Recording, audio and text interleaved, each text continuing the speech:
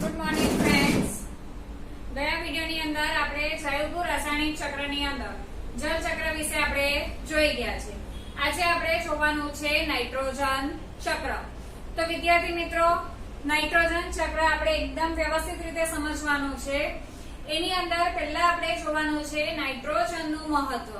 તો વિદ્યાર્થી મિત્રો, વાતાવરણમાં નાઇટ્રોજનનું પ્રમાણ કેટલું છે? તો 78% છે. આપણે આગળ પણ જોઈ ગયા છે. આ 78% નાઇટ્રોજન હોવા છતાં સજીવો તેનો સીધો ઉપયોગ કરી શકતા નથી. વનસ્પતિ પણ આ નાઇટ્રોજનનો સીધો ઉપયોગ કરી શકતી નથી. એ જે નાઇટ્રોજન છે એનું નાઇટ્રાઇટ્સ અથવા તો નાઇટ્રેટ્સ ની અંદર રૂપાંતર કરવું શું બને છે? જરૂરી બને છે. તો પહેલા આપણે જોવાનું છે નાઇટ્રોજનનું મહત્વ. તો આપણે જોઈએ નાઇટ્રોજનનું મહત્વ.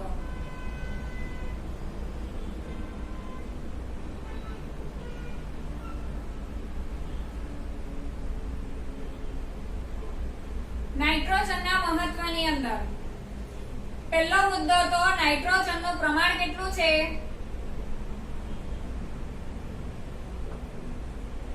78%. અને આ જે વાયુ છે એ વાયુ સજીવો માટે જરૂરી છે અને બધા અણુઓના ઘટક સ્વરૂપે જોવા મળે છે. જેમ કે પ્રોટીન છે, ન્યુક્લિક એસિડ છે. ન્યુક્લિક એસિડ બે પ્રકારના છે, ડીએનએ અને આરએનએ.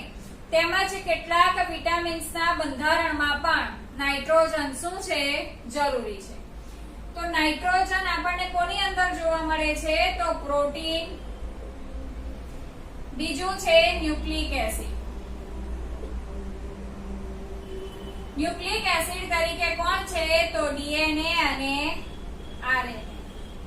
તો તમને એવું પણ પૂછાય કે ડીએનએ અને આરએનએ ના બંધારણમાં કયો ઘટક છે? તો નાઇટ્રોજન. તો ન્યુક્લિક એસિડ ની અંદર પણ કોણ જરૂરી છે? તો નાઇટ્રોજન અગત્યનો છે. અને બીજા કેટલાક વિટામિન્સમાં પણ શું જોવા મળે છે? તો નાઇટ્રોજન જોવા મળે છે. ઉપરાંત નાઇટ્રોજન બીજા અન્ય જૈવિક અણુઓમાં પણ જોવા મળે છે. તો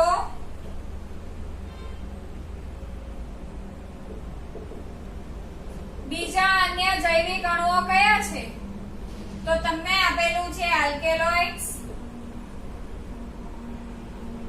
અને યુરિયા.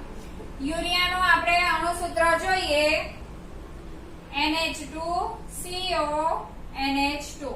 તો આ N શું છે? તો નાઇટ્રોજન છે. તો આલ્કેલોઇડ્સ અને યુરિયાના બંધારણમાં પણ કોણ જોવા મળે છે? નાઇટ્રોજન જોવા મળે છે. આમ નાઇટ્રોજન બધા જ પ્રકારના સજીવો માટે અગત્યનું શું ગણાય છે? પોષક તત્વ ગણાય છે. માટે નાઇટ્રોજન ચક્રને પોષક ચક્ર તરીકે પણ ઓળખવામાં આવે છે.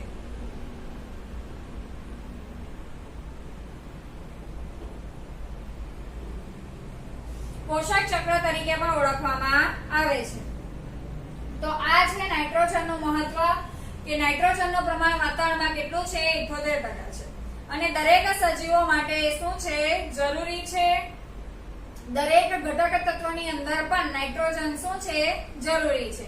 જેમ કે પ્રોટીન છે, ન્યુક્લિક એસિડ. ન્યુક્લિક એસિડમાં ડીએનએ અને આરએનએ. ડીએનએ એટલે કે ડીઓક્સી રિબોન્યુક્લિક એસિડ અને આરએનએ એટલે કે રિબોન્યુક્લિક એસિડ. વિટામિન્સ ની અંદર પણ જરૂરી છે. બીજા અન્ય જૈવિક અણુઓ જેમ કે આલ્કેલોઇડ્સ અને યુરિયાની અંદર પણ શું જરૂરી છે? નાઇટ્રોજન જરૂરી છે. આમ નાઇટ્રોજન એ બધા જ સજીવો માટે અગત્યનું પોષક તત્વ છે. માટે નાઇટ્રોજન ચક્રને પોષક ચક્ર તરીકે પણ ઓળખવામાં આવે છે. તો સૌથી પહેલા નાઇટ્રોજન ચક્ર લખતા પહેલા આપણે નાઇટ્રોજન ચક્ર જ્યારે લખીએ છીએ ત્યારે આપણે સૌપ્રથમ શું લખવાનું છે? તો નાઇટ્રોજનનું મહત્વ. ત્યાર પછી આપણે નાઇટ્રોજનનું સ્થાપન. આપણે આગળ ચર્ચા કરી ગયા છે વિદ્યાર્થી મિત્રો કે નાઇટ્રોજન આટલો બધો હોવા છતાં પણ વનસ્પતિ અને અન્ય સજીવો એ નાઇટ્રોજનનો સીધો ઉપયોગ કરી શકતા નથી. એટલે કે નાઇટ્રોજન સ્વરૂપે જ સીધો ઉપયોગ કરી શકતા નથી. તો એ નાઇટ્રોજનને એના ઓક્સાઇડમાં અથવા તો એના ક્ષારમાં રૂપાંતર કરવું શું છે જરૂરી છે. જેમ કે નાઇટ્રોજનમાંથી નાઇટ્રેટ્સ અને નાઇટ્રાઇટ્સમાં એનું રૂપાંતર કરવું શું છે જરૂરી છે. તો આ નાઇટ્રોજનમાંથી નાઇટ્રેટ્સ કે નાઇટ્રાઇટમાં રૂપાંતર કરવાની પ્રક્રિયા જેને કહેવામાં આવે છે નાઇટ્રોજનનું સ્થાપન અથવા તો નાઇટ્રિફિકેશન તરીકે ઓળખવામાં આવે છે. તો હવે આપણે જોવાનું છે નાઇટ્રોજનનું સ્થાપન.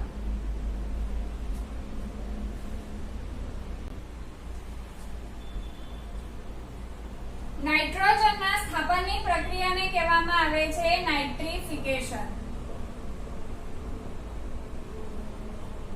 તો નાઇટ્રોજનનું સ્થાપન એટલે શું? તો વિદ્યાર્થી મિત્રો, નાઇટ્રોજનમાંથી NO2 અને NO3- અથવા તો નાઇટ્રેટ્સ અને નાઇટ્રાઇટ્સ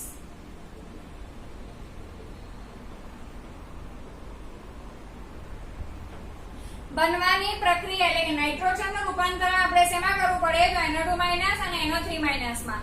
આ રૂપાંતરની પ્રક્રિયાને શેના તરીકે ઓળખવામાં આવે છે? તો નાઇટ્રિફિકેશન અથવા તો નાઇટ્રોજનનું શું કહેવામાં આવે છે? સ્થાપન. હવે આ નાઇટ્રોજનનું સ્થાપન કઈ બધા જ સજીવો કરી શકતા નથી. કેટલાક બેક્ટેરિયા છે અને કેટલીક દ્વિદળી વનસ્પતિ, જે બેક્ટેરિયા છે અમુક, તે દ્વિદળી વનસ્પતિની જાતિઓમાં શું થાય છે? જોવા મળે છે. તો નાઇટ્રોજનનું સ્થાપન જે છે તે બે રીતે થાય છે. એક છે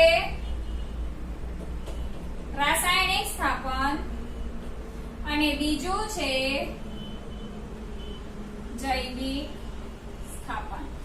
રાસાયણિક સ્થાપન રાસાયણિક પ્રક્રિયા દ્વારા થશે અને જૈવિક સ્થાપન સજીવો દ્વારા થાય છે. સજીવ દ્વારા થશે. અને રાસાયણિક સ્થાપનની અંદર શું થશે? તો રાસાયણિક પ્રક્રિયા થશે. ચાલો, રાસાયણિક સ્થાપન કેવી રીતે થાય છે? તો વિદ્યાર્થી મિત્રો, આકાશમાં જ્યારે વીજળીના શું થાય છે? ચમકારા થાય છે. તો વીજળીના ચમકારા દરમિયાન શું ઉત્પન્ન થાય છે? પ્રકાશ ઉત્પન્ન થાય છે. તો એ પ્રકાશને કારણે કઈ પ્રક્રિયા થશે? તો પ્રકાશ રાસાયણિક પ્રક્રિયા થઈ.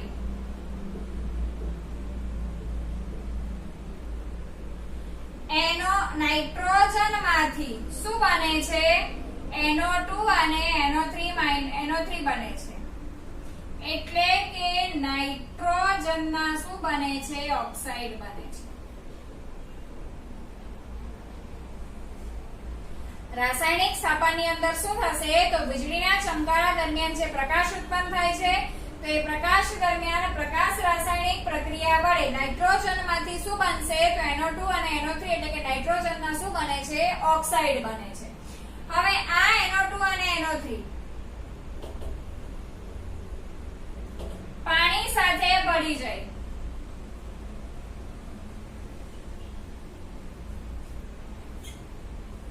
આ NO2 અને NO3 પાણી સાથે ભળી જઈને નાઇટ્રિક એસિડ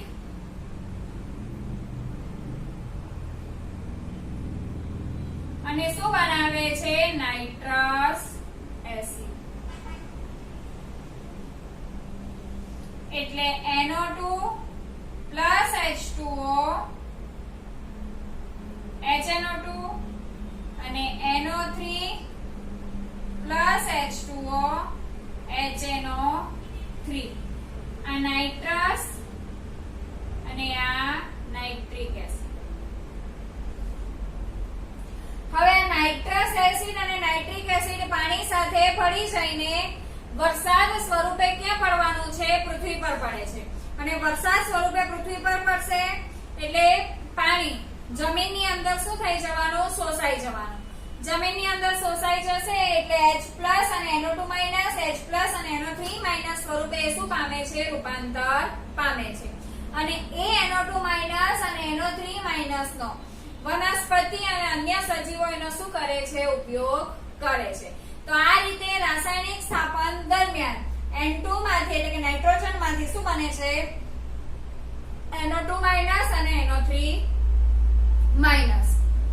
તો આ છે રાસાયણિક સ્થાપન કે વીજળીના ચમકારા દરમિયાન પ્રકાશ રાસાયણિક પ્રક્રિયા વડે નાઇટ્રોજન માંથી નાઇટ્રોજનના ઓક્સાઇડ બને જે પાણી સાથે ભળી જઈને નાઇટ્રિક એસિડ અને નાઇટ્રસ ઓક્સાઇડ બનાવે છે જે વરસાદ સ્વરૂપે પૃથ્વી પર પડે છે. એ પાણી જમીનમાં શોષાય છે અને એનો ઉપયોગ વનસ્પતિ, કારણ કે વનસ્પતિની અંદર પણ નાઇટ્રોજન અગત્યનું તત્વ છે, પણ વનસ્પતિ સીધો નાઇટ્રોજનનો ઉપયોગ કરી શકતી નથી. એટલે આ રીતે NO2 માઈનસ અને NO3 માઈનસ જમીનમાં છૂટા પડે છે અને વનસ્પતિ અને અન્ય સજીવો એનો શું કરે છે ઉપયોગ કરે છે. તો આ રાસાયણિક પ્રક્રિયા દરમિયાન આપણે કયું સ્થાપન જોયું? રાસાયણિક સ્થાપન. હવે આપણે જોવાનું છે જૈવિક સ્થાપન.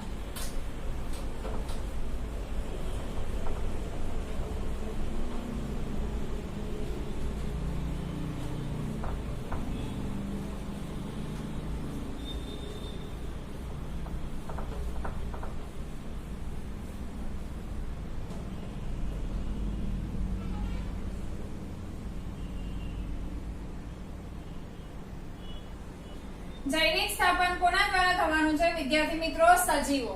તો કેવા સજીવો? તો કેટલાક બેક્ટેરિયા મુક્ત જીવી છે અને કેટલાક બેક્ટેરિયા કેવા છે? સહજીવી છે.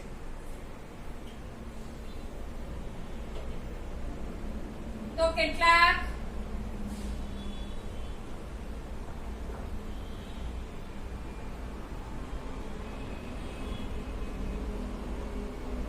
મુક્તજીવી અને સહજીવી બેક્ટેરિયા દ્વારા નાઇટ્રોજનનું શું થાય છે? સ્થાપન થાય છે. સહજીવી બેક્ટેરિયા કે મુક્તજીવી બેક્ટેરિયા કોની અંદર જોવા મળે છે? દ્વિદળી વનસ્પતિ અથવા તો કઠોળ વર્ગની વનસ્પતિ. કઠોળ વર્ગની વનસ્પતિને આપણે સામાન્ય રીતે સિમ્બિકોની વનસ્પતિ તરીકે ઓળખીએ છીએ.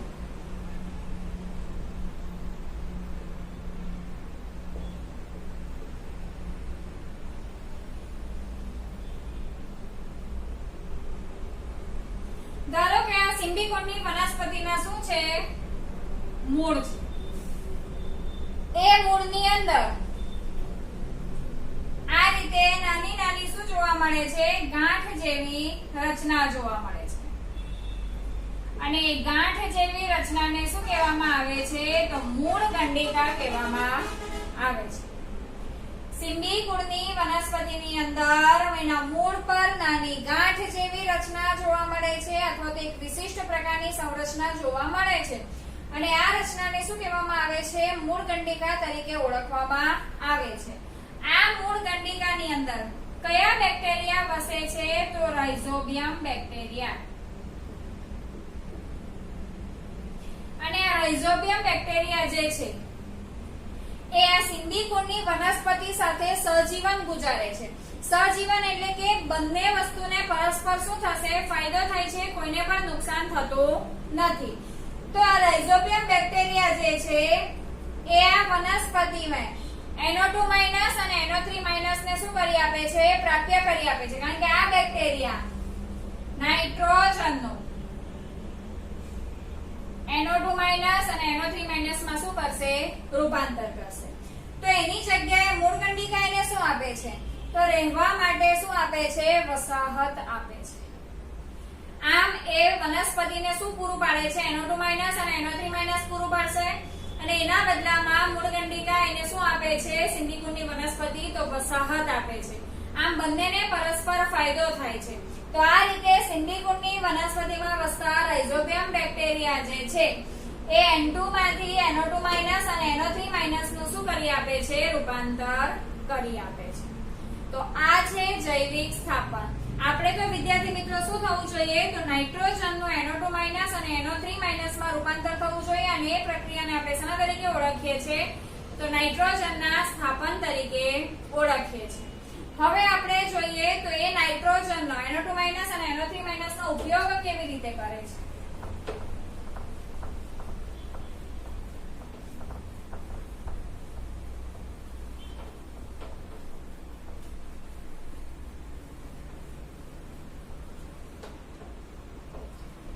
વિદ્યાર્થી મિત્રો N2 માંથી શું બનાવ્યું છે તો NO2 માઈનસ અને NO3 માઈનસ. હવે આ NO2 માઈનસ અને NO3 માઈનસ નો ઉપયોગ વનસ્પતિ કરે છે. વનસ્પતિ એમાંથી શું બનાવે છે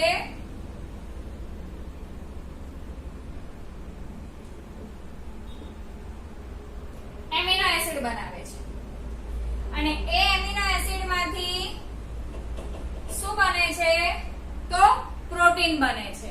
તો NO2 માંથી એટલે કે એમિનો એસિડ માં ફેરવે છે.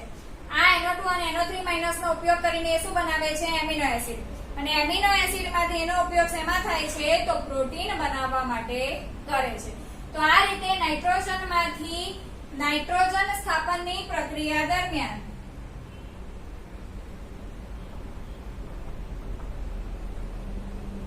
નાઇટ્રિફિકેશન થાય NO2 માઈનસ અને NO3 માઈનસ બનશે. એમાંથી વનસ્પતિ શું બનાવે છે તો એમિનો એસિડ અને એમિનો એસિડ માંથી શું બનાવે છે પ્રોટીન બનાવે છે.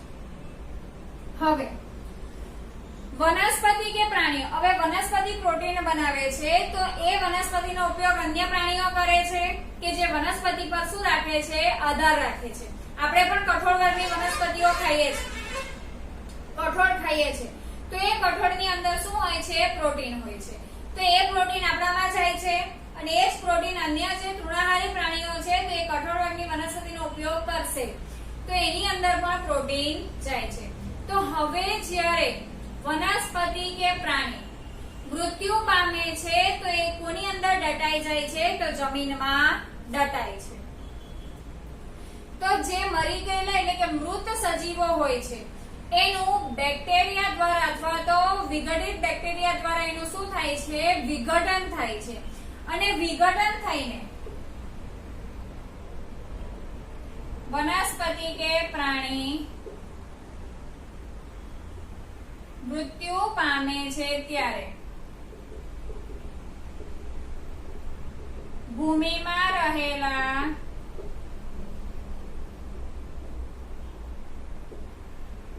બેક્ટેરિયા દ્વારા તેનું શું થાય છે વિઘટન થાય છે. બરાબર. હવે એની અંદર શું રહેલો છે એ વનસ્પતિ કે પ્રાણી એની અંદર શું રહેલું છે પ્રોટીન રહેલું છે. તો જ્યારે વિઘટકો રૂપાંતર કરે છે ત્યારે એ વિઘટકો જટિલ કાર્બનિક પદાર્થમાંથી સરળ અકાર્બનિક પદાર્થમાં રૂપાંતર કરી નાખે છે. તો પ્રોટીનમાંથી શું બનાવી નાખશે એમિનો એસિડ અને એમિનો એસિડ માંથી શું બનાવી નાખશે તો NO2 માઈનસ અને NO3 માઈનસ છૂટા પાડશે અને એમાંથી ફરી પાછો શું બની જાય છે નાઇટ્રોજન. આમ આ નાઇટ્રોજન વાતાવરણમાં પાછો ફરશે અને NO2 માઈનસ અને NO3 માઈનસ નો ફરી પાછો વનસ્પતિ શું કરે છે ઉપયોગ કરે છે. તો આ રીતે N2 માંથી NO2 અને NO3 બનાવ્યું અને ફરી પાછું આખું નાઇટ્રોજન ચક્ર પૂરું થઈને ફરી પાછો શું બને છે N2 બને છે. તો આ જે આખી પ્રક્રિયા છે એને શાના તરીકે ઓળખવામાં આવે છે નાઇટ્રોજન ચક્ર તરીકે ઓળખવામાં આવે છે. આ તો વિદ્યાર્થી મિત્રો આની વાત થઈ કે આ રીતે વનસ્પતિ કે પ્રાણી મૃત્યુ પામે છે તો પ્રોટીનમાંથી એમિનો એસિડ અને ફરી પાછું જેમાંથી બનેલું છે તેમાં જ ફરી પાછું શું થાય છે વિઘટન થાય છે. પણ કેટલાક એવા બેક્ટેરિયા છે જે NO2 માઈનસ અને NO3 માઈનસ નું એટલે કે NO2 માઈનસ અને NO3 માઈનસ નું સીધું રૂપાંતર શેમાં કરી નાખે છે ફરી પાછું N2 માં. તો આપણે N2 માંથી NO2 માઈનસ અને NO3 માઈનસ બનવાની પ્રક્રિયાને આપણે શું કીધું તો નાઇટ્રિફિકેશન. તો એ જ રીતે NO2 માઈનસ અને NO3 માઈનસ માં ફરી પાછું N2 બનવાની પ્રક્રિયાને આપણે શું કહીએ છીએ તો ડીનાઇટ્રિફિકેશન. N2 માંથી NO2 અને NO3 બનવાની પ્રક્રિયાને કહેવામાં આવે છે નાઇટ્રિફિકેશન. અને એ જ રીતે NO2 માઈનસ અને NO3 માઈનસ માંથી ફરી પાછી નાઇટ્રોજન બનવાની પ્રક્રિયા જેને કહેવામાં આવે છે ડીનાઇટ્રિફિકેશન. તો આ ડીનાઇટ્રિફિકેશન માટે જવાબદાર બેક્ટેરિયા કયા છે તો સ્યુડોમોનાસ.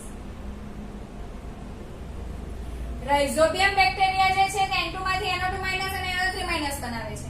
પણ સ્યુડોમોનાસ પ્રકારના બેક્ટેરિયા જે છે તે NO2- અને NO3- માંથી ફરી પાછો કયો વાયુ બનાવે છે તો નાઇટ્રોજન વાયુ, અને ફરી પાછો એને ક્યાં મોકલે છે તો વાતાવરણની અંદર મોકલે છે. હવે વિદ્યાર્થી મિત્રો તમને અહીંયા આપેલું છે એક નાઇટ્રોજન ચક્ર. નાઇટ્રોજન ચક્રની આકૃતિ આપણે ફરજિયાત દોરવાની છે. એની અંદર તમને આપેલું છે કે વાતાવરણમાંનો શું આપેલો છે નાઇટ્રોજન આપેલો છે.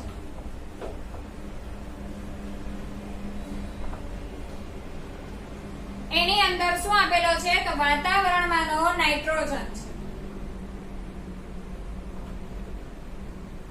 બરાબર. હવે એ વાતાવરણમાં નાઇટ્રોજનનું શું થાય છે સ્થાપન થાય છે.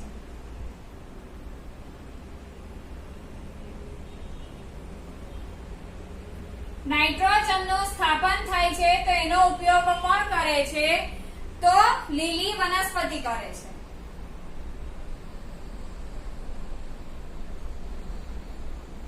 લીલી વનસ્પતિ સૌપ્રથમ એ લીલી વનસ્પતિનો ઉપયોગ કોણ કરશે તો પ્રાણીઓ કરે છે.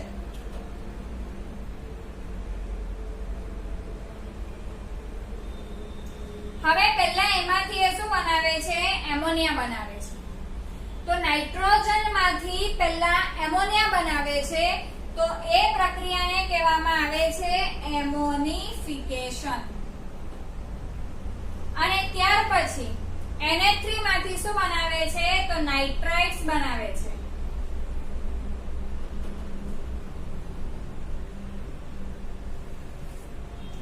અને બીજું આપણને આપેલું છે રાસાયણિક સ્થાપન.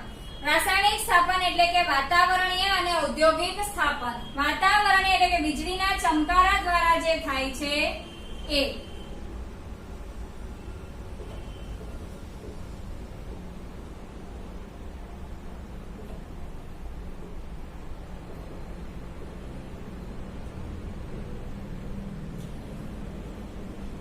પ્રક્રિયા પણ તમને કઈ કીધેલી છે તો નાઇટ્રિફિકેશન. ત્યાર પછી એમાંથી શું બને છે તો વાતાવરણીય દ્વારા પણ નાઇટ્રિફિકેશનની પ્રક્રિયા થઈને નાઇટ્રેટ્સ બને છે.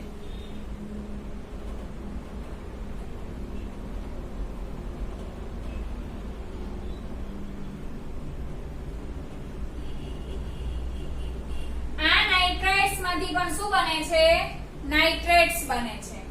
અને ત્યાર પછી એ નાઇટ્રેટ્સ માંથી શું બની જશે તો હવે આ નાઇટ્રેટ્સ અને નાઇટ્રાઇટ્સ નો ઉપયોગ પણ કોણ કરે છે તો લીલી વનસ્પતિ. અને આ નાઇટ્રેટ્સ અને નાઇટ્રાઇટ્સ નો ડીનાઇટ્રિફિકેશન દ્વારા ફરી પાછો શું બની જાય છે વાતાવરણમાંનો નાઇટ્રોજન.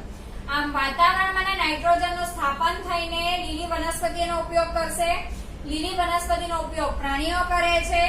પ્રાણીઓ એનું NH3 એટલે કે એમોનિયામાં રૂપાંતર કરે છે.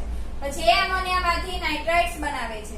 નાઇટ્રાઇટ્સ માંથી નાઇટ્રેટ્સ બનશે અને ફરી પાછું એમાંથી શું બને છે તો વાતાવરણમાંનો નાઇટ્રોજન. અને એ નાઇટ્રાઇટ્સ અને નાઇટ્રેટ્સનો ઉપયોગ કોણ કરે છે તો લીલી વનસ્પતિ. તો આ રીતે વિદ્યાર્થી મિત્રો કુદરતમાં શું ચાલ્યા કરે છે તો નાઇટ્રોજન ચક્ર ચાલ્યા કરે છે.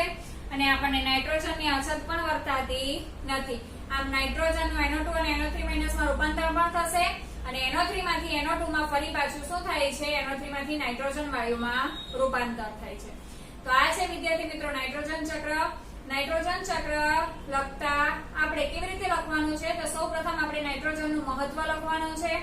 નાઇટ્રોજનનું મહત્વ લખાઈ ગયા પછી નાઇટ્રોજનના સ્થાપનની પ્રક્રિયા લખવાની છે. સૌપ્રથમ આપણે રાસાયણિક સ્થાપન લખીશું વીજળીના ચમકારા વાળું અને ત્યાર પછી સિમ્બિકોનની વનસ્પતિ વાળું આપણે જૈવિક સ્થાપન લખીશું. ત્યાર પછી નાઇટ્રોજનનો ઉપયોગ કેવી રીતે થાય છે NO2- અને NO3 તો એમાંથી એ શું બનાવે છે એમિનો એસિડ. એમિનો એસિડમાંથી પ્રોટીન બનાવે છે. પછી ફરી પાછો એ ભૂમિને કેવી રીતે પાછો મળે છે તો જ્યારે વનસ્પતિ કે પ્રાણીઓ કાળક્રમે મૃત્યુ પામે છે ત્યારે વિઘટકો દ્વારા એનું વિઘટન થઈને એમિનો એસિડ પ્રોટીનમાંથી એમિનો એસિડમાંથી NO2- NO3- અને પછી ફરી પાછો શું મળે છે નાઇટ્રોજન. આમ એ નાઇટ્રોજન ફરી પાછો વાતાવરણને મળે છે. ને કેટલાક એવા બેક્ટેરિયા છે કે જે NO2- અને NO3- નું સીધું રૂપાંતર કોની અંદર કરી નાખે છે તો નાઇટ્રોજનની અંદર કરી નાખે છે અને આ રીતે કુદરતમાં નાઇટ્રોજન ચક્ર ચાલ્યા કરે છે. Thank you.